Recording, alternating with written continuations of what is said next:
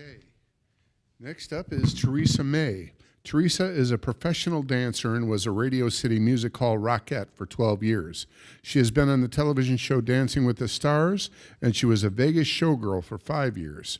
Teresa was diagnosed with an aortic aneurysm in February 2019 and is under wait and watch. Her father is a survivor. She is a widow and the mother of 2 sets of twins. Come on up, Teresa Mae.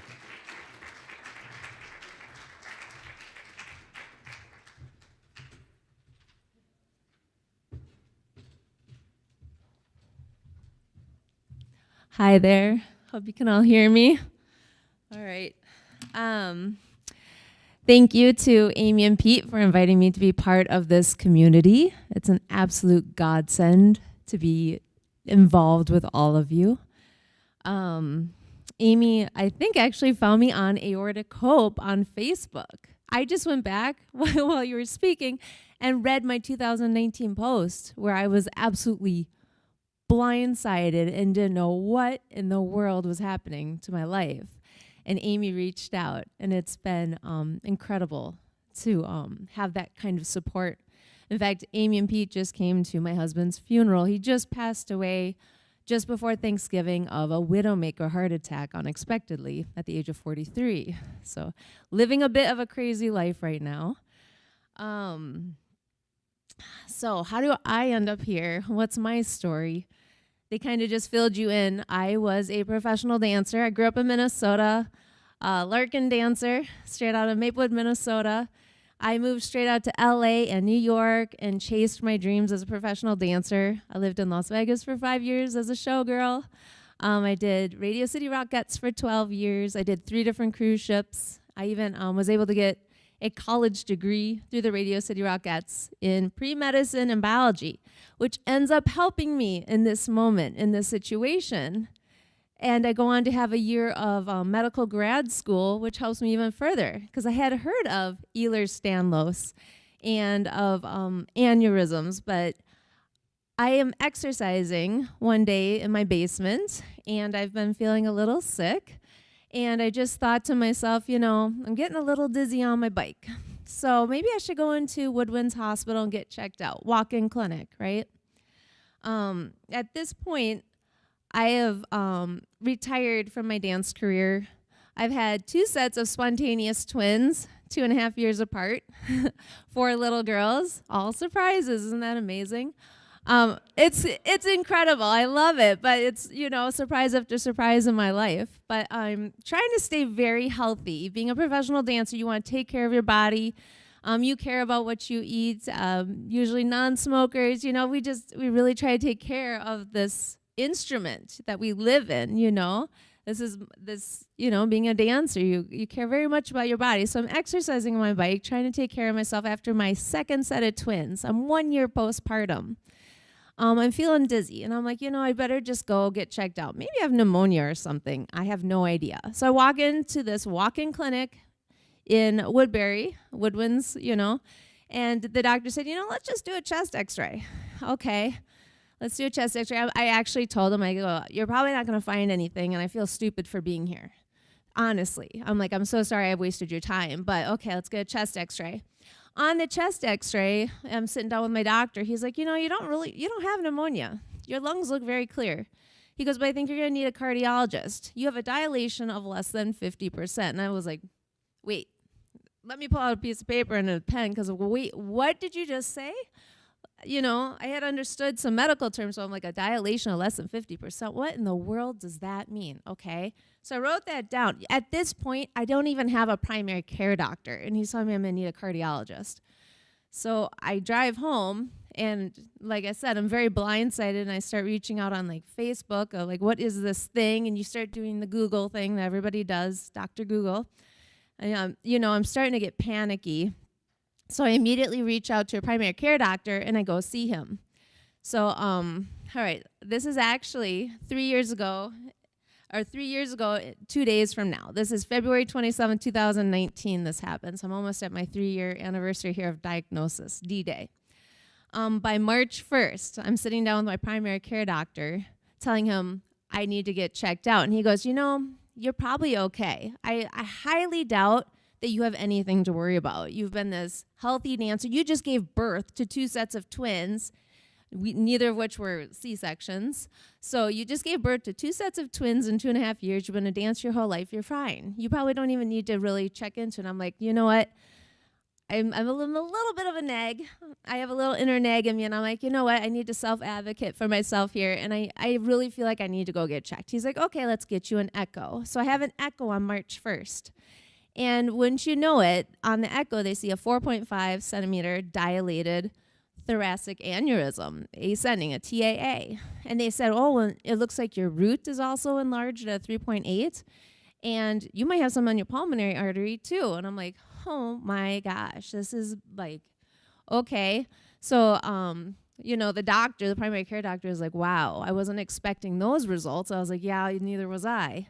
So he goes, well, the next thing you need to do is let's get you a cardiologist, and let's get you a CT scan, because that's the gold standard. You really want to go get a CT scan. So that was only 7 days later. I wasn't one to waste any time. For me, having the knowledge is very peaceful. So I just wanted to know as much as I could, as fast as I could. So I got my CT scan, and that absolutely confirmed it. So then, right after that, I kind of went home on the couch. I have 4 little kids. Realize at this point I have 1-year-olds. They just turned 1, and I have 3.5-year-olds. And I absolutely just sat on the couch, I think maybe for 2 months. It was that PTSD moment patients like me get. You're scared to lift your children all of a sudden because you're told you can't lift weights anymore, or your kids. You're scared to vacuum. You're scared to sneeze. We had just had the stomach flu, and I was like, oh my gosh, I just lived through the stomach flu, because that can be kind of forceful. And we had just moved into a new house, and I had lifted my own furniture, had lifted my own landscaping rocks. I've been lifting double strollers. I have 2 sets of little twins. I have double strollers to lift in the car. And all of a sudden I was like, and I just sat on the couch for 2 months. And that's when Dr. Finola enters my life, and she kind of takes me under her wing. And she tells me I need to get up off that couch and get back to exercising, get back on the bike, get back to walking, because that is the best thing for me. And that, I tell you, I sat down on the bike, and I think I cried every time I did it for like the first couple of months, because I felt like I was an absolute crazy person. I've got this problem here, and I'm going to go stress myself out even more by exercising. I mean, that felt like a crazy idea to me.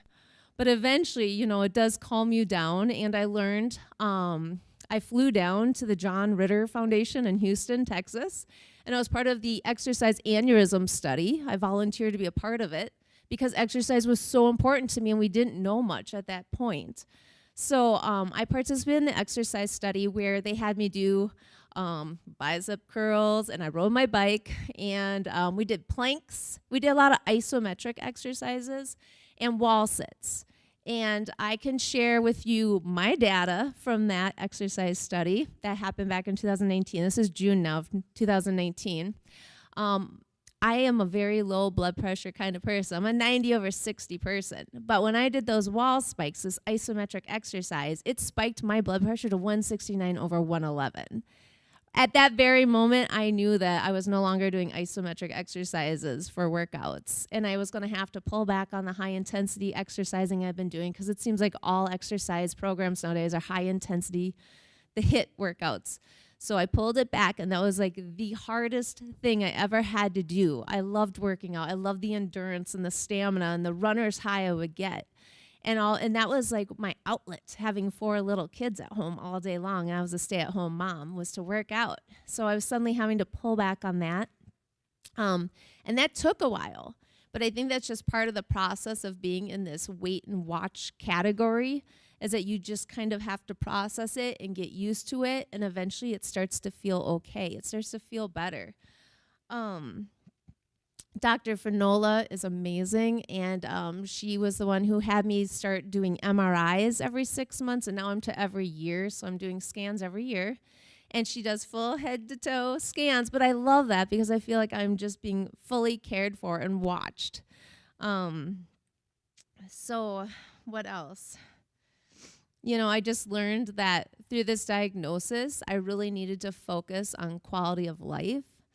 And I just feel incredibly lucky that it was found, because I'd rather be the one, where it was found. I was told then, I went and had a genetic test done. There was absolutely no family history. I had never even really heard of this before. But so I had a genetic test done, and there wasn't much there in my genes. But I said, what do I do next? They said, go ahead and tell your dad, your mom, your sister, tell them they need to go get checked. So my little inner neg comes out again, and I nag my sister, my mom, and my dad. I'm like, you guys better go get checked. This is, quite the deal I'm living right now. And my mom and my sister, they come out pretty normal, but my dad, it turns out he and I share something in common. And so thankfully, he found out about this. It took him about 6 months to go get that first echo. I was like, come on, Dad, go get checked. So, and then after the echo, echoes they can't always show your whole aorta. So you have to go get your CT scan, the gold standard. So we went and had a CT scan within a year after that. And we found out it was like a 5.3-ish or something. Fast forward a little while later, maybe 9 months later, and he passes out at home. And you took an ambulance to the ER, correct, I think? Something like that. And it turns out on his next CT scan, he had grown. He grew to a 5.5.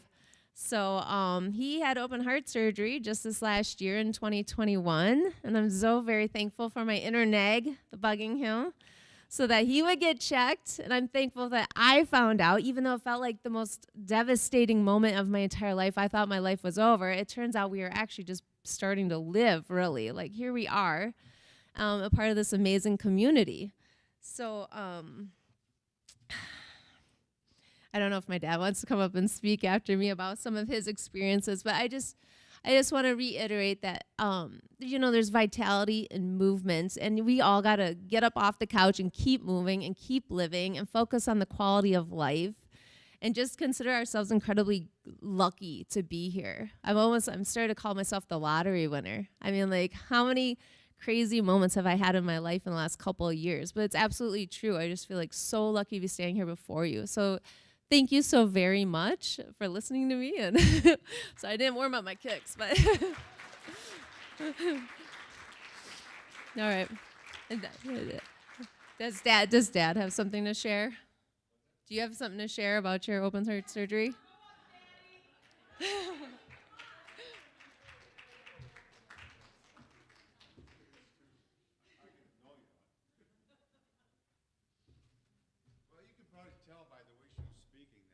In a previous life, she was probably a Chihuahua or a pocket gopher or something. Because she likes to dig and just keep on digging. She likes to dig and keep on digging and thankfully for me, she dug and kept on me until I finally got my check, and everything turned out very well. As a matter of fact, for those of you who have not had surgery, I had a very good experience. I had mine down in St. Luke's, Aurora in Milwaukee, and sounds like we have very capable people here as well, and you're in good hands. The team that took care of me, from the doctors and the nurses and the PAs, seems like we talked to PAs a lot in this whole process, and they were always really, really good, very informative and knowledgeable. The recovery was okay. It was fine. I had virtually no pain, very comfortable. I'm still lazy. I'm not exercising as much as I should, but trying to keep the weight off and going back to my treadmill and just hoping for the best. But I plan on being around another 25 years. Oh, I got that cow valve too, that thing that somebody was talking about. So, and that seems to be working just fine. Moo.